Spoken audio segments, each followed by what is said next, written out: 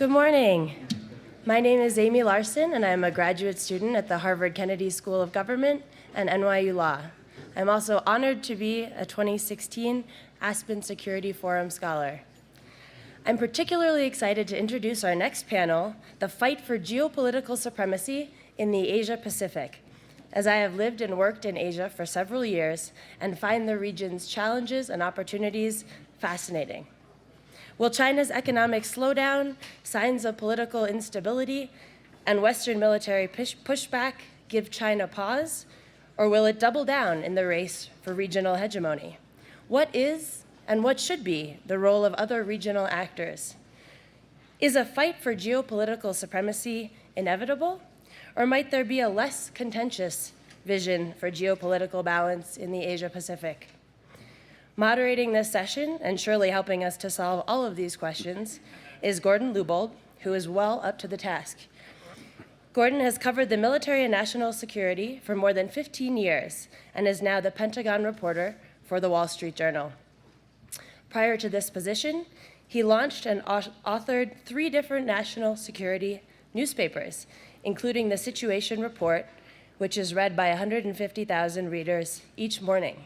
That would be all of us and whoever else is watching on live stream. He has covered conflicts in Iraq, Afghanistan, and Pakistan, and has reported on military matters in Africa, Latin America, and Asia.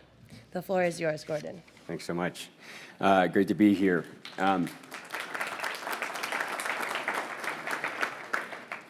I'm glad everybody's here. I think the mountain trails begin to beckon for a lot of people, but it's great to have everybody here.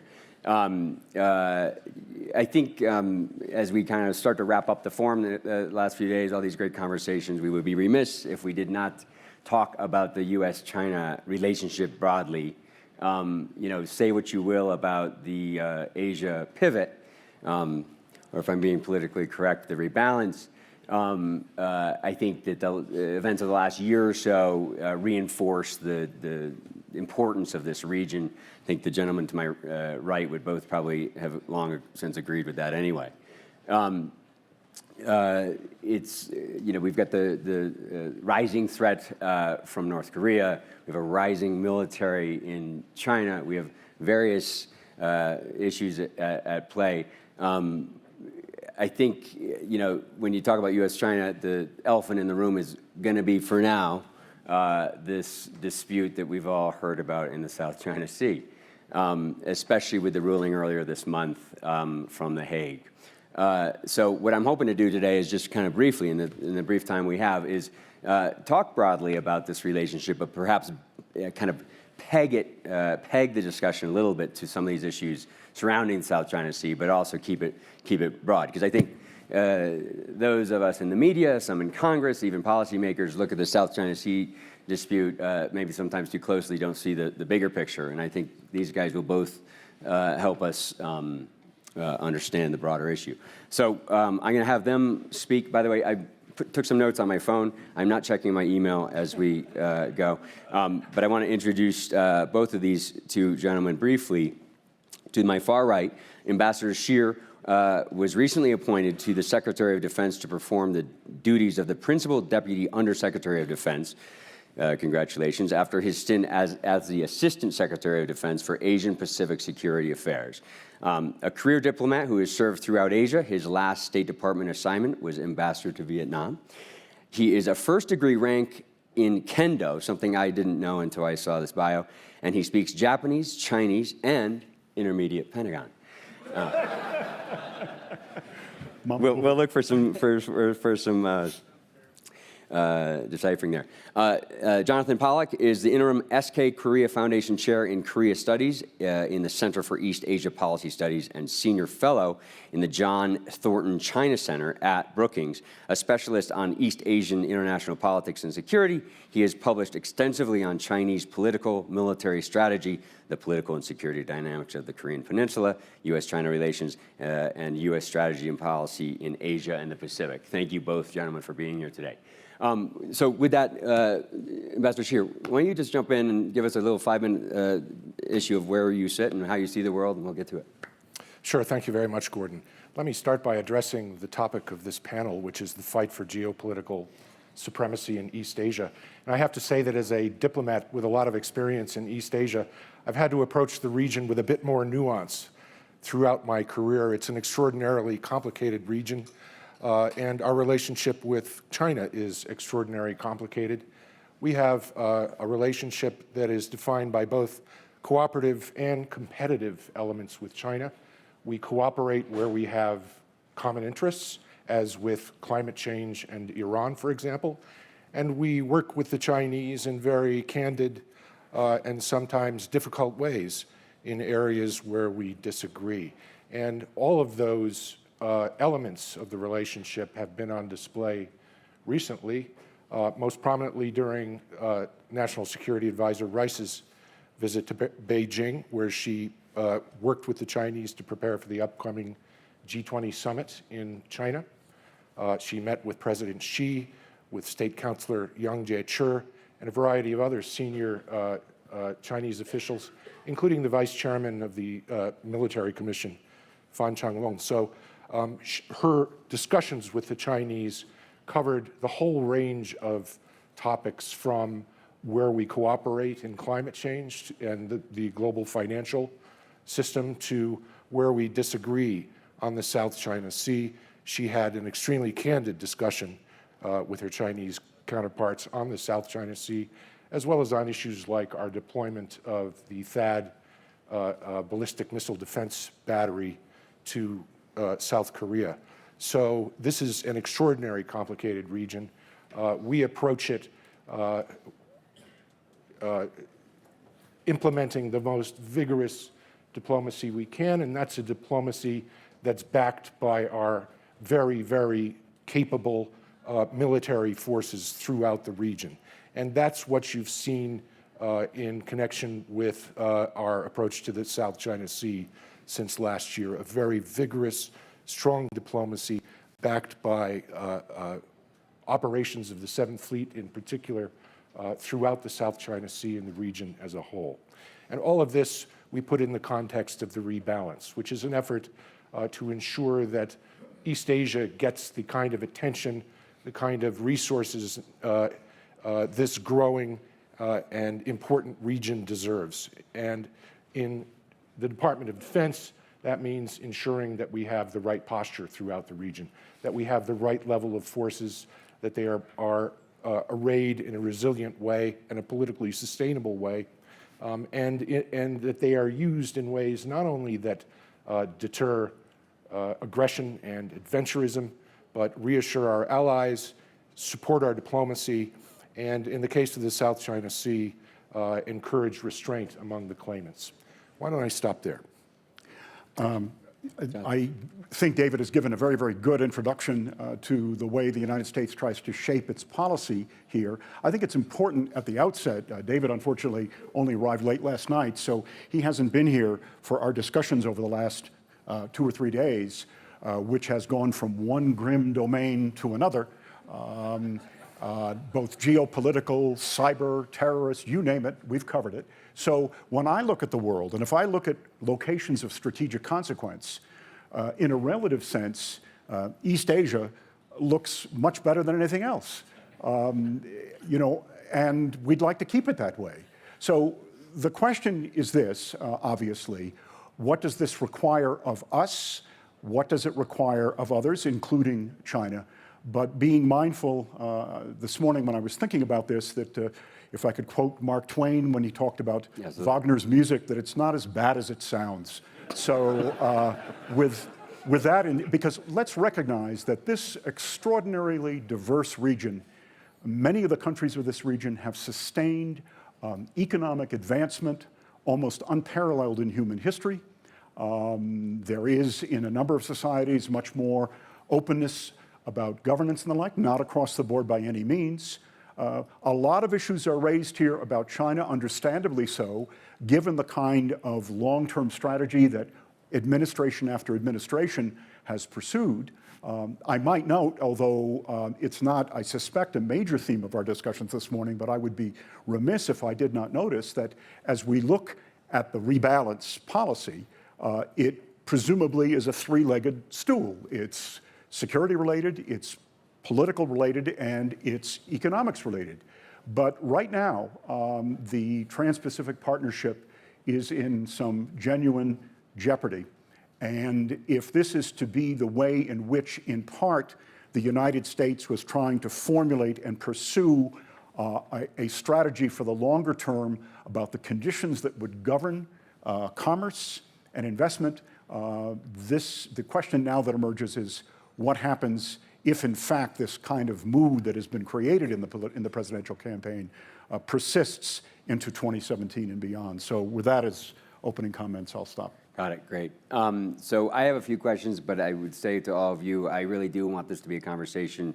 Often your questions are better than mine. So I'm gonna have a few questions and then I'm gonna get, we'll kind of go back and forth here a little bit. But one thing, which again, the elephant in the room is this ruling that I hope you could both speak to. July 12th from The Hague, which I think surprised some people in its kind of sweeping indictment of China's activities, maybe more so than anybody else kind of even expected. It sounds like we're in kind of a period of quiet, but as I was saying earlier, somebody said to me this morning, like, don't think that this means that China has made some kind of fundamental decision. Anyway, kind of my basic question is, what now? The ruling, and David, you want to take that first? Sure. Well, the ruling really was extraordinary, and it did four things. First of all, it ruled that the Chinese 9-dash claim is not consistent with the law of the sea. The second thing it did was that it declared, or it judged, that the features in the South China Sea at most generate only 12 nautical mile territorial zones. The third thing it did was rule that the Chinese have infringed on Philippine rights by interfering with Philippine fishing activities.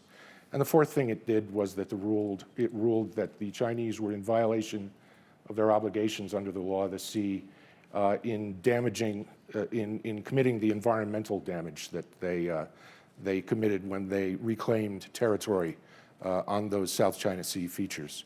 This was a broad, very deep and conclusive ruling in favor of the Philippine case.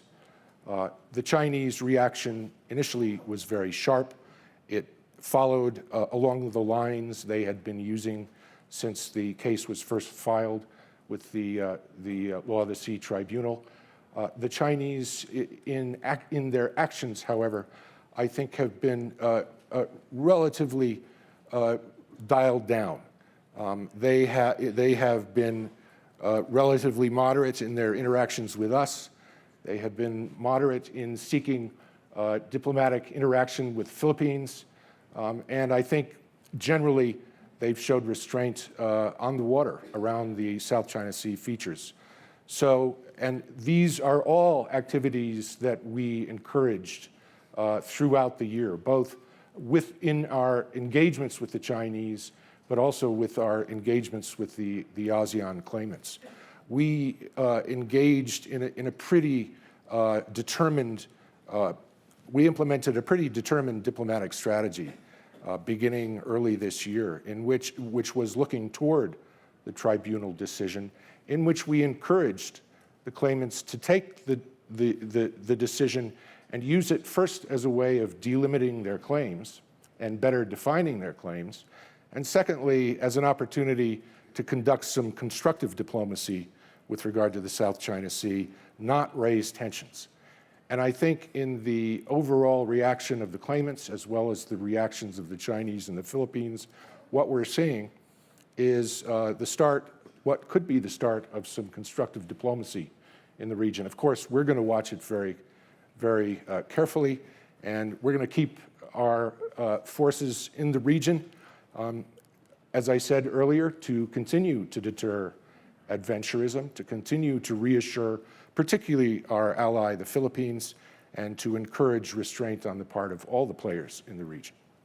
I think David, again, has very, very aptly described where things are. At a at a minimum, we are at a moment of pause. And the question would be, does this reflect, in any meaningful sense, a degree of reassessment or lessons learned on the part of the Chinese? Because there's no doubt that the ruling in The Hague was extraordinary in its scope and in its sweep. Now, some of you are probably wondering what this infamous 9-dash line is or is not. Interestingly enough, the Chinese have never told us. The 9-dash line derives originally from an 11-dash line formed by a cartographer under the Republic of China.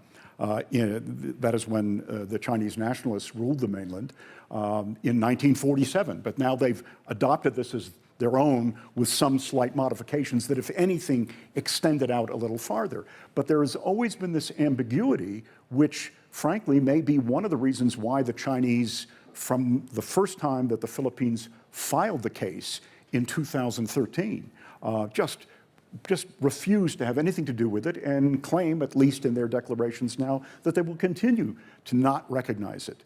If there's good news in this story, though, it's that, I should have noted that originally Ambassador Cui Tiankai was to be with us today. He went to China, actually, I guess, with Susan Rice, and I guess is still in Beijing at this point.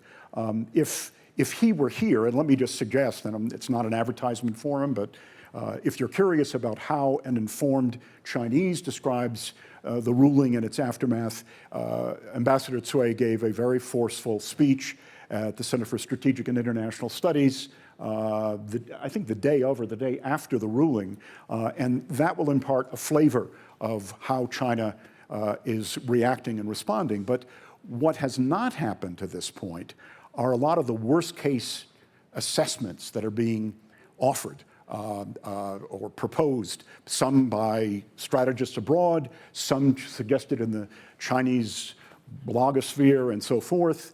They run the gamut from China should withdraw from the UN Convention on the Law of the Sea, China should declare an air defense identification zone, China should declare straight baselines in these islands, the Sproutleys, or Nanshas as they are called in Chinese, and even extend out and do other forms of punishment. None of this has happened, and it does suggest that at one level at least, beyond all the fierce words of denunciation of the agreement, the Chinese are not immune to a certain level of reason and judgment. Some of this may be related to the fact that China will host the G20 in Nanjing in early September. That's a big deal for President Xi Jinping. Presumably, he would like it to be as orderly as possible, and that may be one factor that inhibits them for now.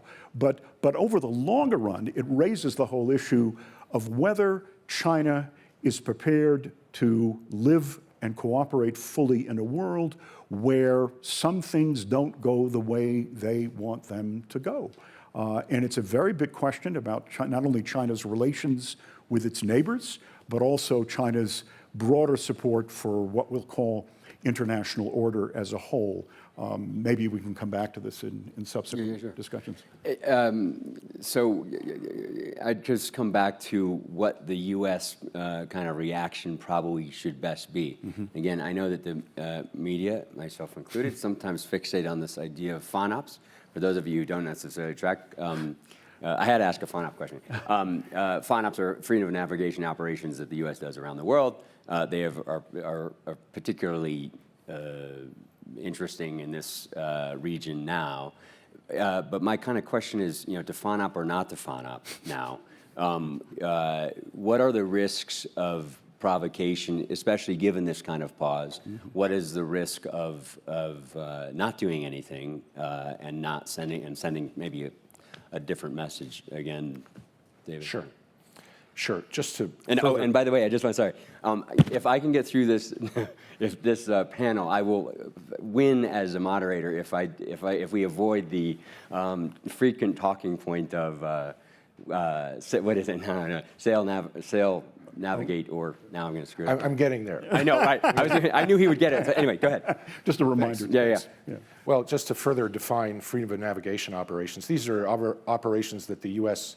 Navy conducts not only in East Asia but globally, and they're designed to demonstrate our commitment to freedom of navigation, as well as to challenge excessive maritime claims made by other countries. So you'll, in a naval FONOP, you'll see a U.S. warship basically challenging excessive maritime claims, sometimes by going through a claimed 12-mile territorial zone. And we have conducted FONOPs quite regularly in the South China Sea on features claimed not only by China, but by other claimants as well. And these FONOPs have become the focus of a lot of public attention. And when and where we're going to do them next have become the focus of a lot of attention. And in that regard, I'd like to say that as Secretary Carter has said, we will fly, sail, and operate wherever international law allows, and that's what we're going to continue doing in the South China Sea. But these FONOPs are really only one part of a much larger effort to increase our presence in the South China Sea, to increase our operational tempo in the South China Sea, again, to deter adventurism, to reassure our allies, and to urge restraint on the other claimants. And I think our efforts in this regard have been fairly successful. In addition to the FONOPs we've done in the region, people in the region could not help but take note that we had an aircraft carrier strike group in the South China Sea almost continuously from February through until just recently. And in the May-June timeframe, we had 2 carrier strike groups in the South China Sea. When Secretary Carter visited the Philippines in April, he took then Defense Secretary Guzmin out to the USS John Stennis for a carrier embark when it was doing flight operations in the South China Sea. So in addition to freedom of navigation operations, our overall presence operations have sent a very strong signal about the strength of American commitment and our interest in continued stability, even in connection with this tribunal decision. My concern is that even as the United States calls for restraint on China's part, whether the United States also is prepared to undertake a measure of constraint. And my concern specifically is that these operations are, as David has just noted, we do them routinely. So if we do them routinely, why does this require the bells and whistles approach here, where the Secretary of Defense, in a very, very visible way, is on the carrier? It's not as if the Chinese are going to not fail to notice that there's a carrier in these waters. I don't want to suggest it's the equivalent of doing a touchdown dance in the end zone, but you know, I would favor, to use another athletic metaphor, but it should be the Nike strategy. Just do it. Don't lather it up. I mean, having established this, having seen the ruling in The Hague, which clearly the United States has strongly endorsed, that this, in my view, would be much more sufficient, because if the intention is to, as David said, deter the Chinese from doing other things, that might be the case. It might be succeeded in that respect. But let's also recognize that there's a lot of divided counsel in China. And a presence and a posture that, at least as I might see it, looks a bit excessive or a bit too demonstrative, may in fact validate the views of some of exactly those people in China that you don't want to validate. That's a very subtle combination, because it's a reminder it's not only decisions that China takes, but how China evaluates and perceives what we do. So it's really an argument here for being careful about how we proceed. We can be unequivocal in our judgments. Let's also recognize, by the way, that, and I'm not going to repeat those magic words because they don't come trippingly off my tongue. I guess when you work in the five-sided big building, that's the test. You have to be able to say them very, very right off the tip of your tongue. But the Chinese object, to other aspects of this, beyond the question of freedom of navigation, that the Chinese insist there is no threat to freedom of navigation. China's the world's biggest trading state. The argument would be the last thing China would want to do is impede any kind of commercial operations and so forth. Where the Chinese draw their own line or they state their own objections is a lot of these are near in, not carrier as such, but some of these operations are very, very near in. They're there for surveillance activities, intelligence gathering activities. I remember very specifically that on one of these operations where Admiral Harris, head of Pacific Command, took a CNN crew in on a US P-8 aircraft. I demur from that. I mean, I just don't get it, what is accomplished by hyping all of this. But then that feeds the narrative. But the narrative can come back and, under some circumstances, bite you in ways that you might not like. I want to get to the audience, but one kind of a policy, political question. John, I think you mentioned the G20 is coming up. The Chinese have a heavy interest in having this be a successful event, and maybe it will be, maybe that will mute their reaction for now. But they're also keenly aware of our own American political transition. Both of you, but either can jump in. But what can or should the U.S.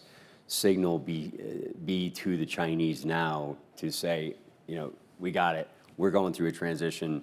It's a perfect opportunity for the Chinese to maybe stir the pot a little bit, but it's all the more important that perhaps they don't. I mean, is there a way to communicate that effectively and get them to understand that?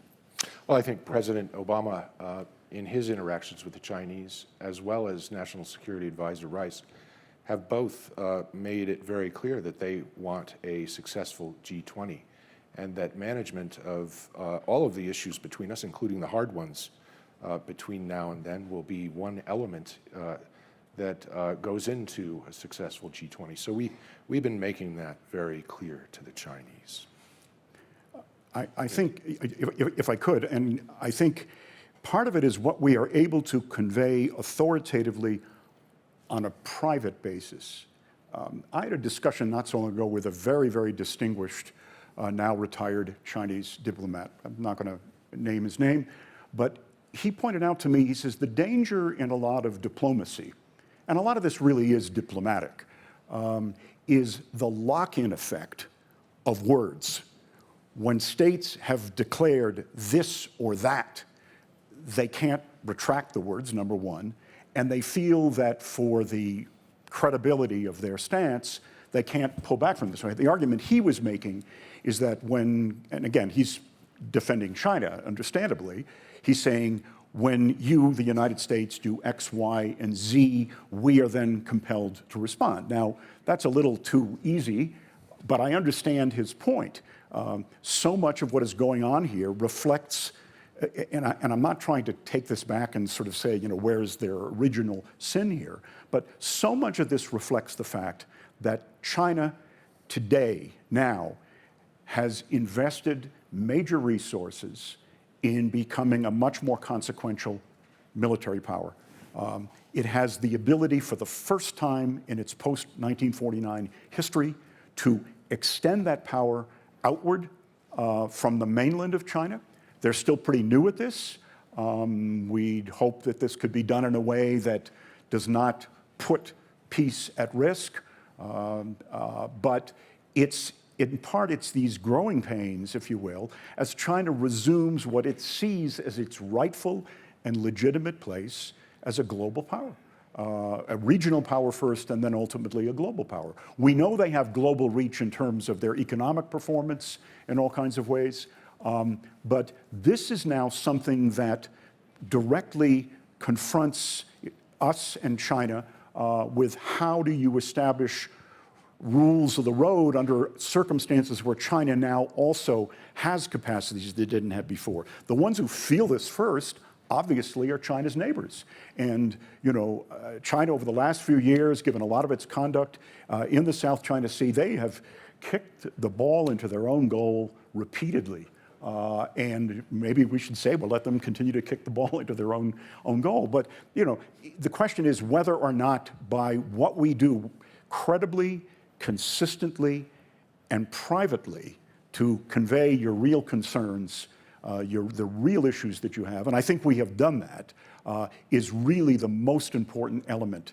In effect, don't get the megaphone out too much in a public way, but make sure that they grasp this in a very private way.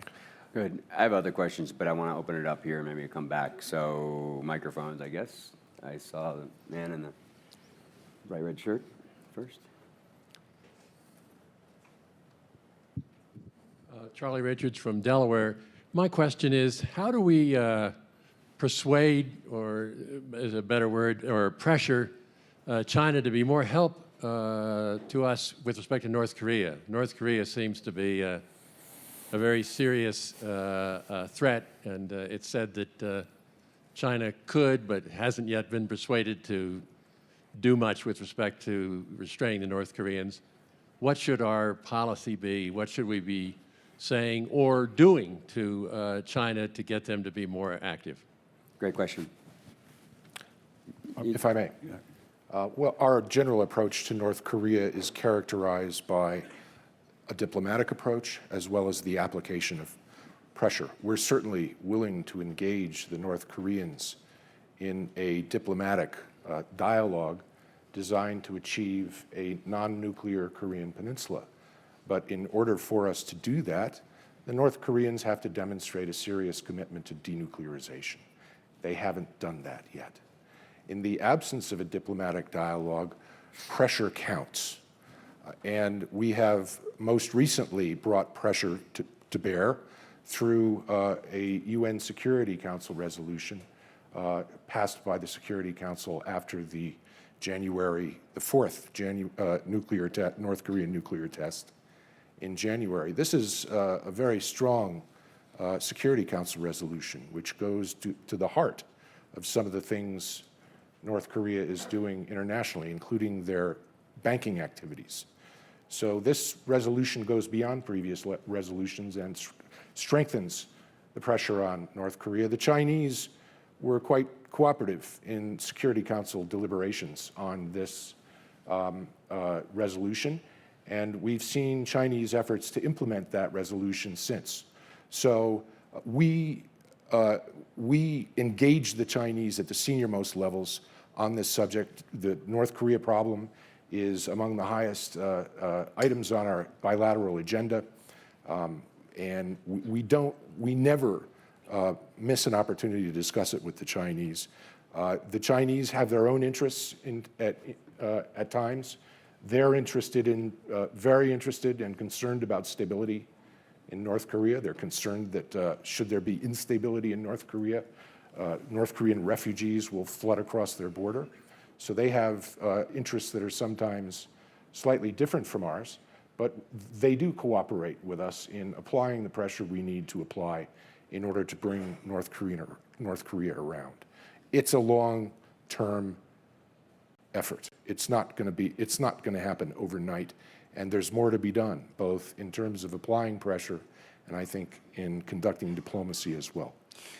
You can jump in if you want, or we can move on. Only to say this, it's our turn to look at Northeast Asia now, by your question, is very, very important, because in my own view, the real strategic stakes, true strategic stakes, are in Northeast Asia, not however important the reefs and shoals and the conditions governing what they are or what they are not, pale by comparison.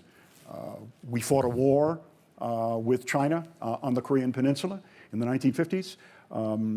When President Nixon went to China in 1972, he had an extraordinary exchange with then Prime Minister Zhou Enlai, and where Nixon made abundantly clear, we fought a war here once, and we must never let it happen again, period. But here's the problem. North Korea, we talked about it yesterday. It's defiant. You would think on paper China would have an enormous capacity to dictate what North Korea should do. It's not that easy. It's never been that easy with North Korea. But I think that the Chinese are moving in a direction that we clearly do encourage. Xi Jinping cannot abide young Kim, but they haven't translated that fully, or maybe not in a way, in the visible kinds of ways often we want to see. But as David has noted, I do think that they are, these sanctions have much more bite. So we're nudging things in the direction. China has an enormous commitment to South Korea, trade relations, investment relations. They understand there's a Korea that really works with them and one that defies them. And it's not because North Korea is some kind of glorious strategic asset for China. It's not. It's an enormous burden and a risk and a liability. So this is going to be slow, steady, persistent work if we are going to advance goals that are not only in our interest, but very much in China's interest. Over the longer run, there are issues of North Korea's long-term future, but let's put that to one side for now. Let's see John in the back there, right there. And maybe let's do some kind of quick hot rounds here, because I think we're running out of time here soon. So John. John McLaughlin, Johns Hopkins University. Actually, I had two questions, but I'll just use one since you're down on time. The Asia Infrastructure Investment Bank and the New Silk Road or One Belt, One Road proposals, do you see these as proposals? They strike me as rather transformative in their ambitions, impressively so. Are they mounted for China's sake, period, and the region, or are they in some sense, do you think, competitive with us and to kind of challenge us in some way? Try to be quick. So I'll try to be quick. I mean, for those who aren't familiar with it, Xi Jinping has articulated the idea that both in maritime routes and in overland routes, China would play this enormous role across Asia, going to Europe to cement these ties and bonds, but putting enormous assets, financial and otherwise, into developments, in a lot of cases in some pretty dangerous territory, which begs the whole issue of whether China is going to be capable of taking on other kinds of roles if things don't go according to plan. But the bank itself, I mean, this is this fundamental question that the Chinese have defined the bank. It's a multilateral institution they've created. There's lots of foreign membership in it. The US and Japan and Canada decided to stay out and not be founding members of the bank. But in a lot of ways, it's sort of, you would think, the kind of China you want to encourage over time. I don't think it was particularly well handled in the US government. I think it's recognized now that it was not. But it's more, you want China to be supplementing rules established in the existence of other international banks and the like, and to do this in a way that will undoubtedly, I think, benefit Chinese interests, but at the same time will accord with a larger set of needs in the international system. Okay. This guy here, please. How about you ask a quick question, and then I'm trying to get the guy in the green shirt here, please, sir. Mark Mabry, Director of the National Cybersecurity FFRDC at MITRE. Question is, we had China attack us, according to Congress, the third PLA in 2014, against US Transcom. They've robbed our country very significantly, measured in certainly hundreds of billions, maybe trillions. Things have changed. The White House has negotiated some new cyber norms. Don't attack our cyber emergency response teams. Don't use our intelligence apparatus to attack us. Seems to have some diminution of attack, but to your point, David, about competition versus collaboration, are they going to not be able to resist getting at our IP, getting at our critical infrastructure, and fighting if you will, a non-traditional war against us? Thanks. And then if we could go to the gentleman in the green shirt. Yeah, there we go. Bruce Berger. All these conversations on Asia, the word Japan has not come up at all. And where do they fit in the equation and remilitarization of Japan? Let me address the Japan question first. As I said earlier, the rebalance forms our overall approach to the region. And the rebalance doesn't just include the movement of American military hardware. It involves a lot of improvements in the software as well, and that software includes the strengthening of our alliances. And of course, our alliance with Japan remains fundamental to peace and stability in the region. So we've been working with the Japanese, particularly since their revision of their national security laws, which sort of gives them more opportunities to operate with us. We've been working with them very closely to plan, train, and operate together in ways that we haven't done before. And this is a major piece of the rebalance, and it will continue to contribute greatly, I think, to regional stability as well as to our efforts throughout the region. On the subject of cyber, this is a major concern on the part of the administration, particularly in the run-up to President Xi's visit to Washington last year. And we made this, arriving at a cyber agreement with the Chinese among the highest priorities of that visit.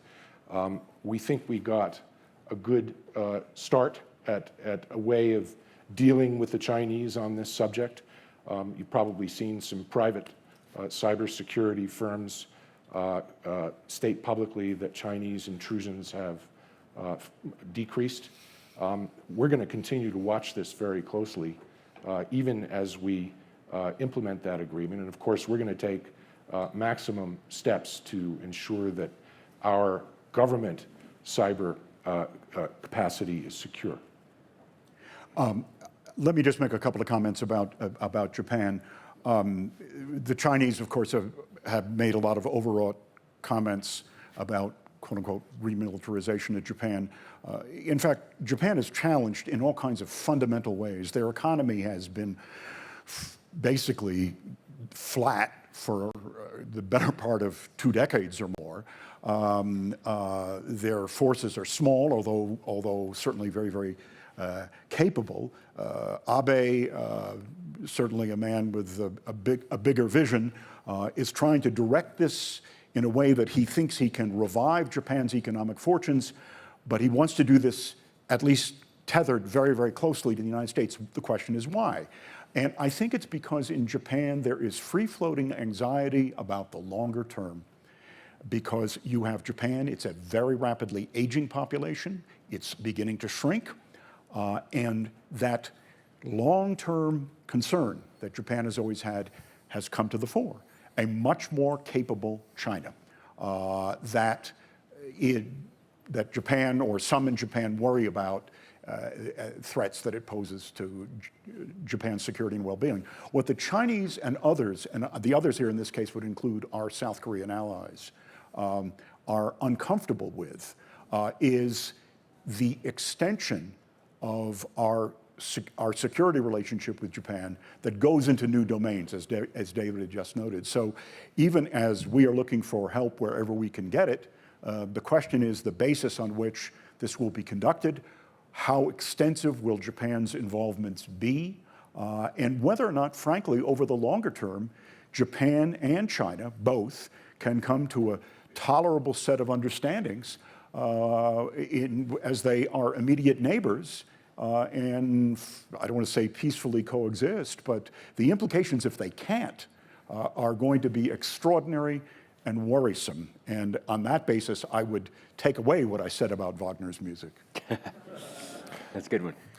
Gordon, I know we have no more time, but I just want to make a very brief plug for something Jonathan said earlier, and that's the Trans-Pacific Partnership. The Trans-Pacific Partnership will not only benefit the partners economically, it's strategic. And our TPP partners understand this acutely. It's strategic because it will give countries like Vietnam a much broader diversity in their trading relationships. And this will benefit them not only economically, but strategically, and it will benefit us economically and strategically as well. And that's why Secretary Carter has been out and at every opportunity in public has voiced very strong support for TPP, because we in DOD believe that it will be an important signal for the region, not just economically, but strategically as well. Unclear if Donald Trump's on board, but anyway. Hey, thanks. Maybe these gentlemen can, anybody else who didn't get a question, maybe they'll talk to you. Why don't we be respectful of your time? Thank you so much for coming, and thank you for your.